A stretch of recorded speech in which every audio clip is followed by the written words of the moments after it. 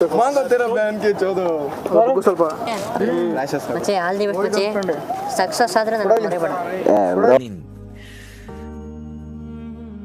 ಬೇರೆನೇ ಕಣಯ್ಯ ನಿನ್ ರೂಟೇ ಬೇರೆ ಪಿಕ್ಚರ್ ಫೋನ್ ಎಲ್ಲ ತಗೊಂಡು ಸಬ್ಸ್ಕ್ರೈಬ್ ಮಾಡೋಣ ಅಂತ ಪ್ಲಾನ್ ಹಾಕೊಂಡಿದ್ದೀನಿ ನಾನು ಅದಕ್ಕೆ ವೆರಿ ಗುಡ್ ನಿನಗೋಸ್ಕರ ಕಾಳನಾದ್ರೂ ಹಾಕ್ತೀನಿ ತಿಮಿಂಗ್ಲನಾದ್ರೂ ಹಾಕ್ತೀನಿ ನಿನ್ನೊಬ್ಬನಿಗೋಸ್ಕರ ಥ್ಯಾಂಕ್ ಯು ಬ್ರೋ ಗಾಡಿನ ಹಾಂ ಇದೆ ನನ್ನ ಗೆಳೆಯ ಪುಟ್ಟ ಕೊಡ್ತಾರೆ ಓಕೆ ಬ್ರೋ ಭವನಲ್ಲಿ ಕಟ್ ಮಾಡ್ತೀನಿ ಭವನಿಗೆ ಇನ್ನೊಂದು 3-4 ದಿವಸ ಆರಾಮ ಮಾತಾಡ್ತೀನಿ ಕವಿತಾ ಬರ್ತಾನೆ ಥ್ರಿಲ್ ಬಂತವಾಗ ನಾನು ಮಾಡ್ಬೇಕಲ್ಲ ನಾನು ಮಾಡ್ತೀನಿ ಮಾಡು ಮಾಡು ಸರಿ ಹೋಗ್ಬರಿ ಒಳ್ಳೆದಾಗಿ ಎಲ್ಲರಿಗೂ ಸೈನ್ ಹಾಕ್ಬೇಕಂದ್ರೆ ನೀನೇ ಹಾಕು ಮತ್ತೆ ಇವನಿಗೆಲ್ಲ ನಮ್ಮ ದೇಶ ರೀ ನಾವು ಕಟ್ಟಿರೋ ದೇಶ ರೀ ಇದು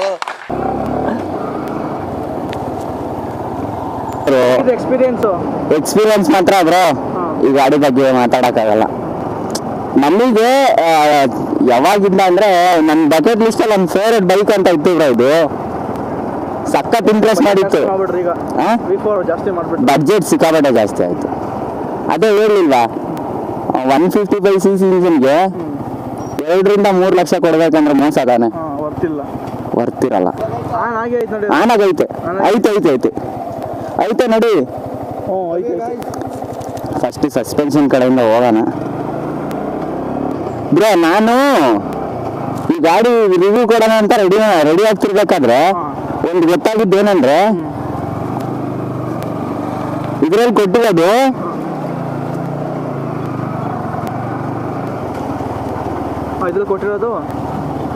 ಟೆಲಿಸ್ಕೋಪಿಕ್ ಸಸ್ಪೆನ್ಷನ್ ಕರೆಕ್ಟ್ ಬಟ್ ಇದೇ ಗಾಡಿನ ಇಂಡೋನೇಷ್ಯಾದಲ್ಲಿ ಸೇಲ್ ಮಾಡ್ಬೇಕಾದ್ರೆ ಇನ್ವರ್ಟೆಡ್ ಸಸ್ಪೆನ್ಷನ್ ಐತೆ ಟೆಲಿಸ್ಕೋಪ್ ಮತ್ತೆ ಇನ್ವರ್ಟೆಡ್ ಅಲ್ಲಿ ಡಿಫ್ರೆನ್ಸ್ ಏನಾಗುತ್ತೆ ಅಂದ್ರೆ ಈ ಗಾಡಿ ರೇಸ್ ಟ್ರ್ಯಾಕ್ ಅಲ್ಲ ಬ್ರೋ ರೇಸ್ ಟ್ರ್ಯಾಕಿಂಗ್ ಮಾಡಿರೋದು ಆ ಟ್ರ್ಯಾಕ್ ಅಲ್ಲಿ ಕಾರ್ನರಿಂಗ್ ಮಾಡ್ಬೇಕಾದ್ರೆ ಸಖತ್ ಬೆಂಡ್ ಮಾಡ್ಬೇಕಲ್ಲ ಟೆಲಿಸ್ಕೋಪಿಕ್ ಸಸ್ಪೆನ್ಷನ್ ಅಲ್ಲಿ ಬೆಂಡ್ ಮಾಡಿದೀವಿ ಅಂದ್ರೆ ಬೌನ್ಸ್ ಆಗ್ತದೆ ಹಿಂಗೆ ಫ್ರಂಟ್ ವೀಲ್ ಬೆಂಡ್ ಆಯ್ತು ಅಂದ್ರೆ ಈ ಕಡೆ ಇಲ್ಲಿ ಬೌನ್ಸ್ ಆಯ್ತದೆ ಆ ಫಾಲ್ಟ್ ಆಯ್ತು ಇಲ್ಲಿ ಇನ್ವರ್ಟೆಡ್ ಸಸ್ಪೆನ್ಷನ್ ಕೊಟ್ಟಿದ್ರೆ ನಿಜವಾಗ್ಲೂ ಇಂಪ್ರೆಸ್ ಆಗಿರೋದು ಬ್ರೋ ನಾನಂತೂ ಆಕಾಶದಲ್ಲಿ ಕುಂತಿದ್ದೀನಪ್ಪ ಅದು ನಾನೇನ ಬ್ರೇಕ್ ಹೊಡೆದ್ರೆ ಸಡನ್ ಆಗಿ ನಾನು ತಲೆ ಮೇಲೆ ಆಚೆ ಬರ್ತೀನಿ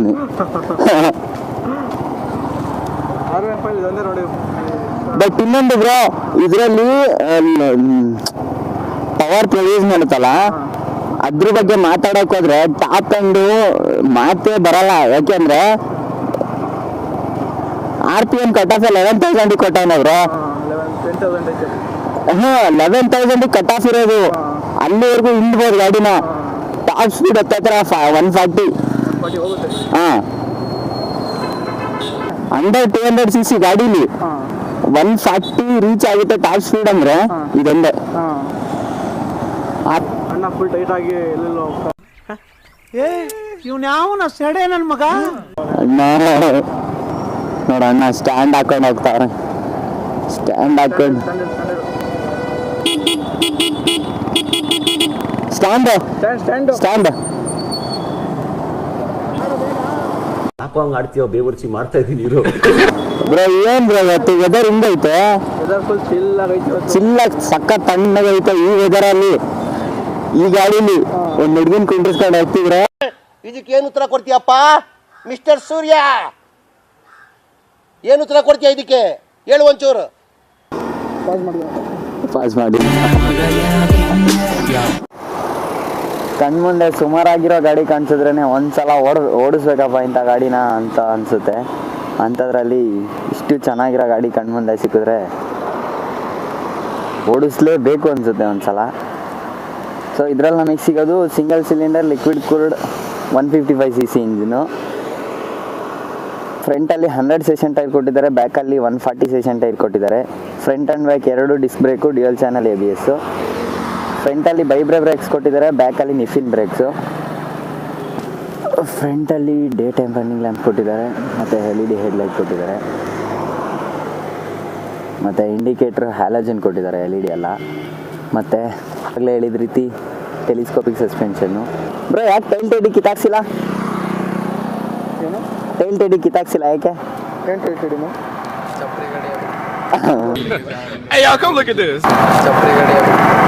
ಗಾಡಿನ ನಾವು ನಮ್ಮ ಸ್ಟೇಟಲ್ಲಿನ ಕೇರಳ ಸ್ಟೇಟಲ್ಲಿ ನೋಡೋದು ಜಾಸ್ತಿ.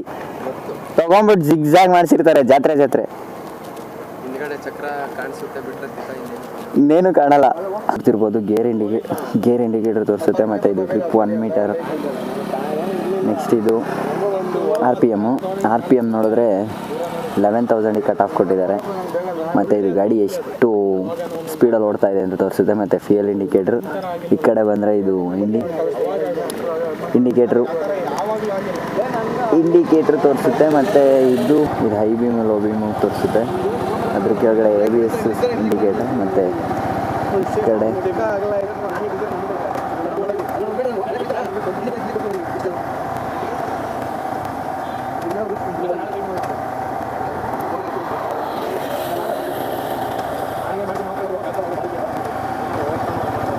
ನ್ಯೂಟ್ಲು ಮಾಡೋಕ್ಕೆ ಪರದಾಡ್ತಿದ್ದೀನಿ ನೋಡಿ. ಆಗ್ತಿಲ್ಲ. A few minutes later. ಸದ್ಯ ಆಯಿತು. ಇಷ್ಟು ಸೂಪರ್ ಬೈಕಲ್ಲೆಲ್ಲ ಇದು ಏರ್ ಇಂಟೇಕಾಗಿ ವರ್ಕ್ ಆಗುತ್ತೆ. ಇದರಲ್ಲಿ ಸುಮ್ಮನೆ ಶೋಕಿ ಕೊಟ್ಟಿದ್ದಾರೆ. ಮತ್ತು ಇದರಲ್ಲಿ ವೇಸ್ಟ್ ಅನಿಸಿದ್ದು ಮಿರರು. ಹಿಂದೆ ಏನು ಕಾಣಲ್ಲಲ್ವ ಒಬ್ಬರು ಮಿರರ್ ಸುಮ್ಮನೆ ಶೋಕಿ ಕೊಟ್ಟಿರೋದಲ್ವ ಇದರಲ್ಲಿ. ಬಟ್ ಇರಲಿ ಅಂತ ಕೊಟ್ಟಿದ್ದಾರೆ. ಕಾಣಿಸುತ್ತಾ? ಬಟ್ ಗಾಡಿ ದೊಡ್ಡದಾಗ್ಬಿಡ್ತದ ಮಿರರ್ ತೆಗೆದ್ರೆ. ದೊಡ್ಡದಾಗಿ ಕಾಣಿಸುತ್ತೆ. ಹಿಂಗಿದ್ರೇನೆ ಚಂದ. ಹಂಗೆ ಇರಲಿ. ಬಟ್ ನನಗೆ ತುಂಬ ಫೇವ್ರೆಟ್ ಪಾರ್ಟ್ ಅಂದರೆ ಇದು. ನೆಕ್ಸ್ಟ್ ಇದರಲ್ಲಿ ಮೋಸ್ಟ್ ಫೇವ್ರೆಟ್ ಪಾರ್ಟ್ ಅಂದರೆ ಏನು ಬ್ರೋ, ಹುಡುಗರು ನಮ್ಮ ಮಿಡಲ್ ಕ್ಲಾಸ್ ಹುಡುಗರು ಗಾಡಿ ತಗೊಂತಾರೆ ಅಂದರೆ ಮೋಸ್ಟ್ ಫೇವ್ರೆಟ್ ಪಾರ್ಟ್ ಕಾನ್ಸಂಟ್ರೇಟ್ ಮಾಡಿ ನೋಡೋದಂದರೆ ಫ್ಯೂಯಲ್. ಇದರಲ್ಲಿ 1 ಲೀಟ್ರ್ ರಿಸರ್ವ್ ಅಂದರೆ 10 ಲೀಟ್ರ್ ಟ್ಯಾಂಕ್ ಕೆಪಾಸಿಟಿ ಇರುತ್ತೆ. 11 ಲೀಟ್ರು ಬ್ರೋ, ಅದೇ ಟೋಟಲ್ 11 ಲೀಟ್ರು. ಅದರಲ್ಲಿ 1 ಲೀಟ್ರ್ ರಿಸರ್ವು. ಹಂಗೆ 1 ಲೀಟ್ರ್ ತೆಗೆದಾಕಿದ್ರು ಇನ್ನು 10 ಲೀಟ್ರ್ ಟ್ಯಾಂಕ್ ಕೆಪಾಸಿಟಿ. 40ರಿಂದ 45 ಮೈಲೇಜ್ ಬರುತ್ತೆ ಅಂದ್ರೂ 400ರಿಂದ 450 ಕಿಲೋಮೀಟ್ರ್ ಆರಾಮಾಗಿ ಓಡಿಸ್ಬೋದು. VV ಅಂದರೆ 7,500 RPM ಆದಮೇಲೆ VV ಆ್ಯಕ್ಚುಲಿ ಪವರ್ ಆನ್ ಆಗೋದು. ನಂಗೆ ಗೊತ್ತಲ್ಲ, ಅದೇ ಹೇಳಿ ಲೈಟ್ ಆನ್ ಆಗುತ್ತೆ ಅಂತ. ಅದು RPM ಬ್ರೋ. VVA 7,500 RPM ಆದಮೇಲೆ ಆನ್ ಆಯ್ತದೆ. ನಿಮ್ಮ ಅಮ್ಮನ ಪಿಂಡ ಯಾವ ಬೋಳಿ ಮಗನಿಗೆ ಅರ್ಥವಾಗುತ್ತದೆ. ಟಾಪ್ ಎಂಡ್ ಚೆನ್ನಾಗಿ ಬರುತ್ತೆ ಅವಾಗ. ಟಾಪ್ ಎಂಡ್ ಸ್ಪೀಡ್ ರೈಸ್ ಆಗುತ್ತೆ. ಪ್ರಭು ಹರಿರಾಮ್ ಕೃಷ್ಣ ಜಗನ್ನಾಥ ಪ್ರೇಮಾನಂದಿ ಕಿಲೋಮೀಟರ್ ಅಷ್ಟು ಓಡೋದ್ಮೇಲೆ ಇದಾಗುತ್ತಂತಾನ. 7,000 RPM ರೆವ್ಯೂ ಮಾಡ್ತಿಲ್ಲ. RPM ರೈಸ್ ಆದಮೇಲೆ ಟಾಪ್ ಗೇರಲ್ಲಿ 7,000 RPM. Next VVA power activate ಆಗುತ್ತೆ, ಇದಾಗುತ್ತೆ. ತೋರಿಸಿದ ಫುಲ್ ಆಕ್ಸಿಲೇಟರ್ ಕೊಟ್ಟಾಗ VV ಅಂತ ಅದರಲ್ಲಿ ಪ್ಲಸ್ ಪಾಯಿಂಟ್ ಏನಂದರೆ ಟಾಪ್ ಸ್ಪೀಡ್ ಜಾಸ್ತಿ ಆಗುತ್ತೆ, ಮೈಲೇಜ್ ಕಡಿಮೆ ಕೊಡುತ್ತೆ.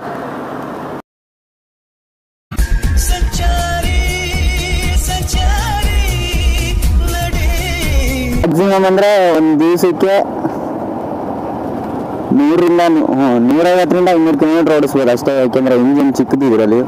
155 cc ಹಿಂಗೆ ಅಷ್ಟು 200 ಓಡಿಸೋದ್ರಿಂದ 200+ ಕಿಲೋಮೀಟರ್ಸ್ ಒಂದು ದಿವಸಕ್ಕೆ ಓಡಿಸೋದ್ರಿಂದ ಗಾಡಿ ಇಂಜಿನ್ಗೆ ಸ್ಟ್ರೆಸ್ ಆಗ್ತದೆ. ಮತ್ತು ಈ ಪೊಸಿಷನಲ್ಲಿ ಗಾಡಿ ಓಡಿಸಿದ್ರೆ ನಿಮಗೂ ಸ್ಟ್ರೆಸ್ ಆಗ್ತದೆ.